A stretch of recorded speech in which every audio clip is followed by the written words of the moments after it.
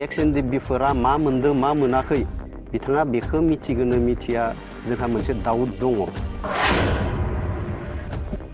आरो बिपिएफनि मेनिफेस्ट'आनो only four मा होनगोन फैसानि थाखायल' बे मोननो गोनांफोरखौ मोनजोब्बाय होननानै बुंनाया बे गोरोन्थि जादों दा बेखौ जोङो थिकादारसो होनगोन ना एक्स एनडिबि होननानै बुङो आरो दा मोनदों ना मोनाखै बे गथ'फोरा बे 4 लाखखौ बिनिबो माने फिननायखौ बिथाङा होनांगौ। खुलुमबाय रायजोफोर, आंनि गोदान भिडिअ नोंथांमोनखौ अननाय आरो सिबिनायखौ आंनि गुरै गोसोजों जासिग्रोनाय थाबाय। आङो नै दा एक्स एनडिबिनि सायाव दाख्लै बि दौलें जे बिथाङा जेन लाबोदों बिनि सायाव आं एसे शेयार खालामनो नागिरदों। दा एक्स एनडिबि आरो एक्स एनडिबिजों एनडिबिनो गावसोर समाजाव मा रोखोम दावराव लाबोदों, अब्ला माखासे एक्स एनडिबिया पलिटिकेलजों लोब्बा खालामनानै गावस्रानायखौ माखासे गावसिनि थाखा फैसा खामायनायखौ लानानै दा बर' जाथि एबा बर'खौनो फोजोबस्रांनो सानबाय नामा? अब्ला जोङो मोनसे भिडिअखौ नायनानै लागोन। बेनि उनाव आं नोंथांमोननो जे खोथाखौ आं शेयार खालामना होनो थांगासिनो दं। रायजोफोर, नोंथांमोना भिडिअखौ फुरायै नायलांजोबबानो जाबाय आरो जायफ्रा चेनेलाव गोदान चेनेलखौ साबस्क्राइब खालामनानै लाबानो जाबाय। जगेन बसुमतारिया माने मोननैसो एक्स एनडिबि मुं लानानै एलिगेसन लाबोनायखौ जों नुनो मोनदों। दा आङो गिबियाव बिथां जगेन बसुमतारिखौ बुंग्रोनो सानदों। बिथांनि एलिगेसन लाबोनायखौ क्लारिफिकेसन होनायनि आगोलनो आं नैबेखौसो बुंग्रोनो सानदों। जगेन बसुमतारिया सान ससेयाव दावहा नागारनानै फैग्रा सासे सुबुंसो। बिथाङा दिनैहाय माबायदिहाय एक्स एनडिबि मुं लानानै दिनैहाय एक्स एनडिबिफोरखौ लासिंसिं खालामदों, जोङो माने सारप्राइज जादों। जोङो जिहेथु नैबे तामुलपुर जिल्लानि बेन्दोङावनो जोङो बखबाद खालामो। बिथाङा सान ससेयाव फैनानै दावहा मा होनगोन नागारनानै फैग्रा सासे सुबुंसो। बिथाङा सासे बिपिएफनि बिथाङा कर्मिसो बै समनिफ्रायनो। 17 तारिखे दिल्लीयाव जा बड'लेण्ड महोत्सब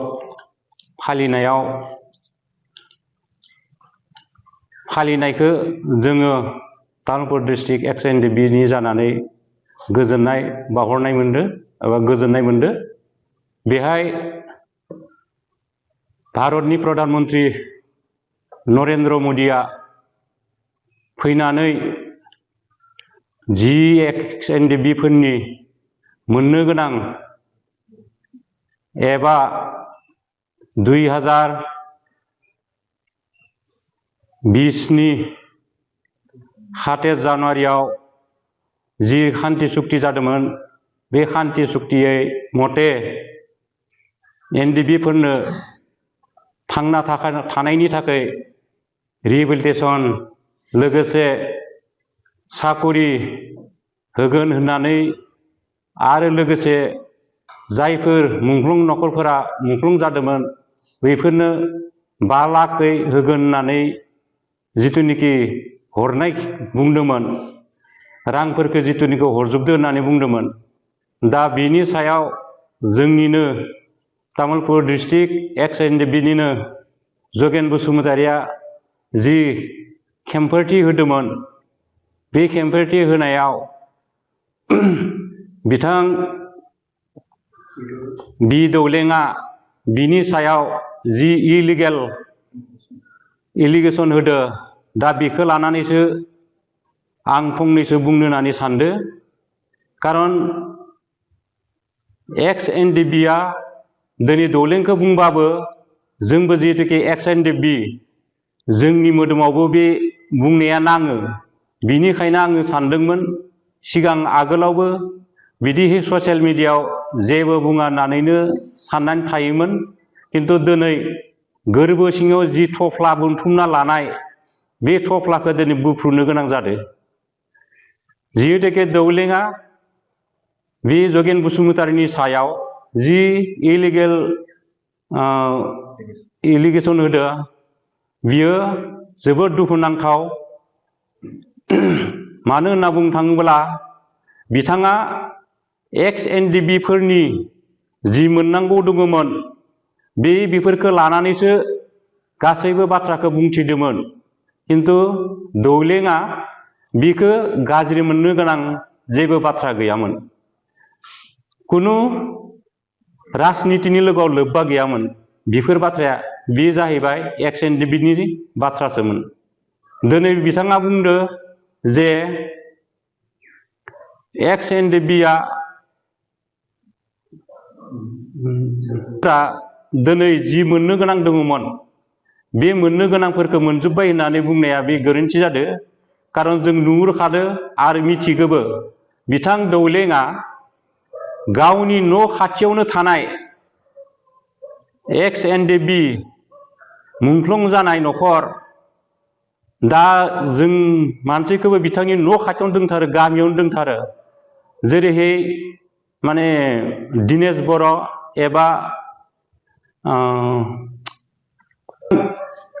दावबाय बर' आरो लोगोसे जौ सेरेब आरो लोगोसे जमिन बिथांनि न' खाथियावनो थानाय हिसाबै बिथाङा जुदि बे 5 लाखखौ मोनदोंबा बिथांमोननि न'आव थांनानै खेबसे बिफोरनि मादै आदै मुनियाव खेबसे थांना खबर लाहैयोबा मोजां मोनगौमोन। खारन मानिया बिथांखौबो बुंगौमोन बिथाङा फैनानै जोंखौ खबर लाफैदो होननानै सानगौमोन आरो। दा बिथाङा बेबादि खालामोबा जों मोजां मोनगौमोन। मोनमारदों ना मोनमाराखै? आरो लोगोसे बुंदो जे जोङो लायनो पुलिस आर्मियाव साकरि मोनजोब्बाय एबा सोजोब्बाय होनना बुंनाया, दा बियो सोर सासेया मोनदो? थांना थानाय हिसाबै गावनि गामियावनो दोनखाथारो। जेरैहाय सिनाम दोङो, सरबे दोङो, हाब्रु दोङो आरो खाथियाव दंबावो। बेफोरखौ खेबसे बिथांमोननि न'आव थांनानै खेबसे सोंनानै फैयोबा हामगौमोन। साकरि मोनबाय ना मोनाखै? बेबादि खबर लानायबा बिथांखौ आङो गोजोननाय मोनगौमोन। दा बेखौ नाहरनानै बिथाङा जिखिनि बुंदो बेफोर बाथ्राखौ हयथ' गावआबो साननो गोनां जाना फैगोन जे बिथांमोना आसलते मा मावमारनानै दङ। आरो लोगोसे बिथाङा बुंदो जे 4203 जना रिहेबिलिटेसन मोनबाय होननानै, गासैबो माने रिहेबिलिटेसन मोनजोब्बाय होननानै बिथांमोना बुंदो। दा बे हिसाबै XNDB जुदि गासैबो मोनजोब्बायबा जायफोर मानसिफोरा दिनै रिहेबिलिटेसन मोनाबागासिनो न'आव जिरायना दोङो, अरिजिन NDB फोरानो दंबावोसो, दिनै बिथांमोनखौ मानो गोसोखांनो हायाखै?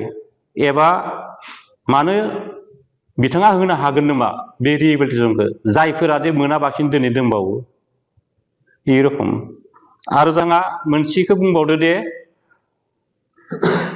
जायफोर मुंख्लं न'खरफोरा दिनै मेगनाव मोदै खुगायाव खुदै लानानै दिनै दुखु खस्थ'नि गेजेरजों दोंबाय थायो, बे मुंख्लं न'खरफोरनि बिथाङा बुंनाय बादियै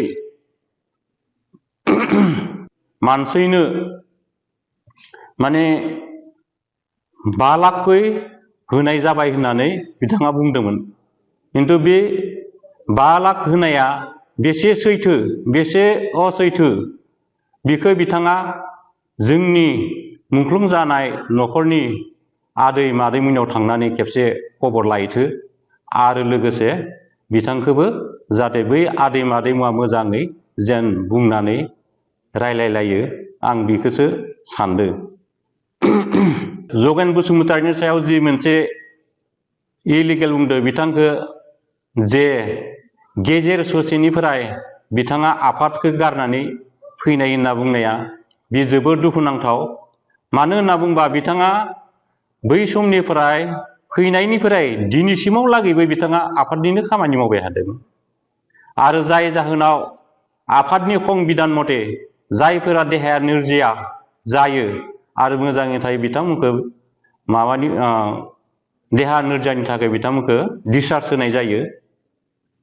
दा बेफोरखौ बिथाङा बे संबिधानफोरखौ नायदोंना नायाखै बे बिथांनिसो बाथ्रा। दा गावआबो जिबादैहै बे बाथ्राखौ बुंबाय बिथांखौ माने राजनितिनिसो सासे BPF पार्टिनिनो सासे मेम्बार बेबादि होननानै बुंदो। दा गावखौबो जोङो XNDP-नि होननानै बुंगोन ना UPPL नि होननानै बुंगोन ना सासे थिकादार होननानै बुंगोन। दा बिथाङाथ' बुंदो माने बे सासे BPF-निसो मेम्बार होननानै, खिन्थु गावखौबोथ' जों नुहुरगासिनो दङ। बिथाङा दिनै बै समाव जेब्लानोखि XNDP-आ माबा जानानै सिजफायार खालामनानै फैबाय, बै समावबो बिथाङा BPF पार्टिनिफ्राय आफादाव थानाय समावनो BPF पार्टिनिफ्राय टिका लाना फैनानै बिथाङा टिका मावगासिनो दङमोन। होमबा हाग्रामा सरकारनिफ्रायनो दा बिखौ जोङो थिकादारसो होनगोन ना XNDP होननानै बुंगोन। दा এই हिसाबै बिथाङा जिबादि साननानै जगेननि सायाव इलिगेल बाथ्रा बुंदो, बे बाथ्राया गावनो साननो गोनां एबा जोंबो साननो गोनां जानानै फैदो। आरो लोगोसे बिथाङा रिहेबिलिटेसन होगोन होननानै जोंनि गथ'फोरनिफ्राय 500 थाखा लानानै 150 जन गथ'फोरनो माने रिहेबिलिटेसननि फैसा 4 लाख करि होगोन होननानै फैसा लादोंमोन बियो। दा बियो सोर साबेसेनो बे माबाखौ 4 लाखखौ होनो हाखो? आं बेखौ बिथांनि सायाव माने सोंथि खालामनाय जादों। 19 तारिखै दाखालि प्रेस मिट होनायाव बिथांनि उनाव थानाय गथ'फोरखौ बा गथ'फोरा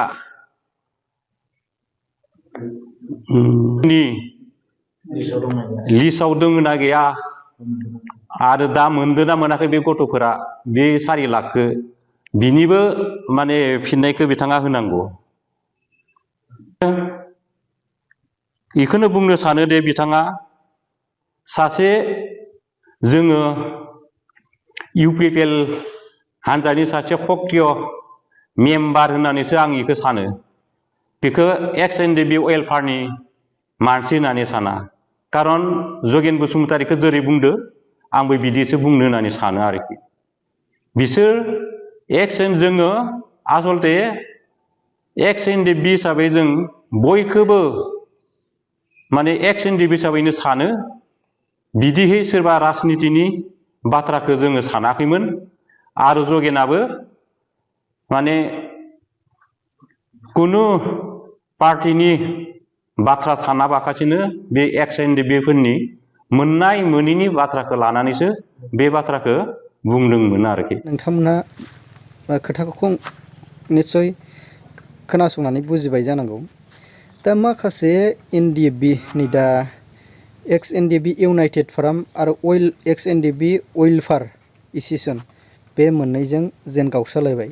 बे गावस्रालायनायनि सायाव बिसोरना खथाफ्रा साननायफ्रा आलदा आलदा एक्सट्रा जाबाय आरोखि। आंनि आन्डारस्टेन्डिंआवबो एक्सुवेलि नैबे वेलफेयार एसोसिएशननिया एसे बेलेग, इउनाइटेड फ्रन्टनिया एक्सुवेलि रिलियानो जेन बेखौ मानाव गेदेर रन्जन दैमारि सारखौ बख'नायनि जेन प्लानिं दङ, जेन प्लान एन्ड पलिसि जेन मोजां सानदों। माखासे बिसयाव गावनि जेन थाखा फैसा आरो सिटनि खोथा साननानै जेन पावारखौल' लुगैनानै जे पलिटिकेल लियान्सफ्रा बेबायदि बर'नि जे रन्जन दैमारि सारखौ जेलाव दोनबाय थानायनि बेबायदि खोथा सानो आरोखि। अब्ला XNDP-फ्रा माखासे जेनेबा पलिटिकेलजों लोब्बा लानानै गोरोबनाय जाबाय नामा, बेनो आरोखि। रायजोफोर नोंथांमोना फोरमायहरबानो जाबाय नैबे XNDP बे सारमोननि जेन माखासे गावसिनि सायाव दान्थे बिथान्थे जानायखौ नोंथांमोना माबे एंगोलजों बुजिदों नोंथांमोनहा भिडिअनि गेजेरजों शेयार खालामनानै कमेन्टनि गेजेरजों फोरमायहरबानो जाबाय।